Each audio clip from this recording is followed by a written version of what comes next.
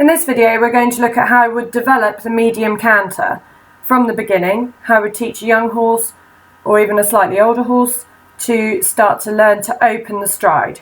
And first of all, it's important that the horse is in front of your legs. So we're going to start off with some on and back transitions in the canter. And you can do these in quick succession, especially at the start if your horse is not quite off your leg. So we're going to ask him from the working canter just to move forward a few strides. And you see he starts to open. Just a little kick with my heel to make sure he opens, and then bringing him back, then sending him forward again. You can see he starts to move forward, keeping a little bit of flexion to the inside and keeping the connection. It's really important when you're first teaching them not to throw away your reins. I will demonstrate this later, what happens, but to keep that connection and the little half halts with the reins. So we're going to bring him back, and then I'm going to ask him to move forward again, so opening the stride. And once you feel your horse is more in front of you, then you can start doing this for a longer period of time. So we're going to ask him to move forward, and then I'm going to keep him moving forward. So he's not allowed to come back to the working canter unless I say so. So I'm keeping a little bit of flexion to the inside, and I'm just moving that canter forward until I'm happy that he's really listening. And I don't want to be nagging with the leg every stride. So when I do give him a kick, I like to relax my leg in the middle. And then if he starts slowing down, then I will ask him to go forward again. So we're going to do the same on the other rein. So keeping a little bit of bend over the leading leg, making sure they're soft in the contact, not throwing away the reins. So again, I've asked him to move forward and keeping him forward until I ask him to come back to the working canter. And then back to the working canter again, and then asking him just a little touch with the heel to move forward. Now you will need to practice this until your horse goes forward into the contact. If they start coming up, it means that they're not in front of your leg, or you may have lost connection. So now we're going to do one more on the circle. We're going to send him forward again.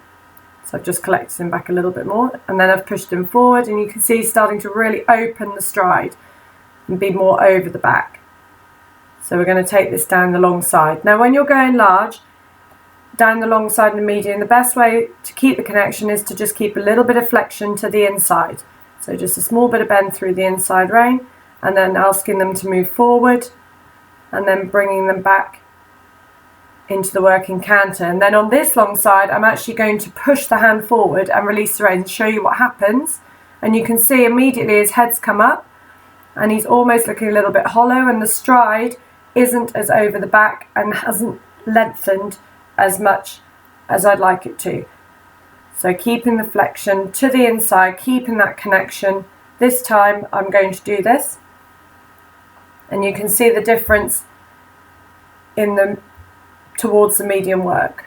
So move forward, keeping that little bit of movement down the inside rein, so just little half halt releases, never holding them into the contact. Always think about the reins being elastic.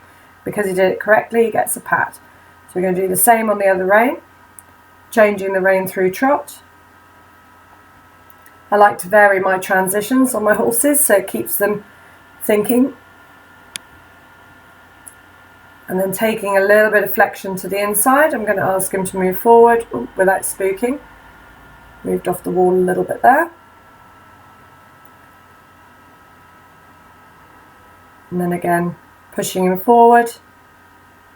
And I don't like to kick every stride. So when I do push him forward, what you want to think of is you push them forward from the leg and they stay in that canter until you tell them otherwise. So in between, I like to relax my leg, and if they start slowing down, they get another kick. It just keeps them reactive to the leg rather than you having to nag every stride. So this time I'm going to release the contact again. So I'm just going to push the hand forward, and you can see the nose comes up straight away, and he just looks like he's running down the long side out of the contact. So it's important to keep them into the rein. So we're just going to take the circle again, and I'm just going to give him a little nudge forward to the medium, staying in the same pace. And just remember, the lengthening of the frame will come as they develop. Lengthening of the frame and over the back isn't about chucking the hands away and losing that connection.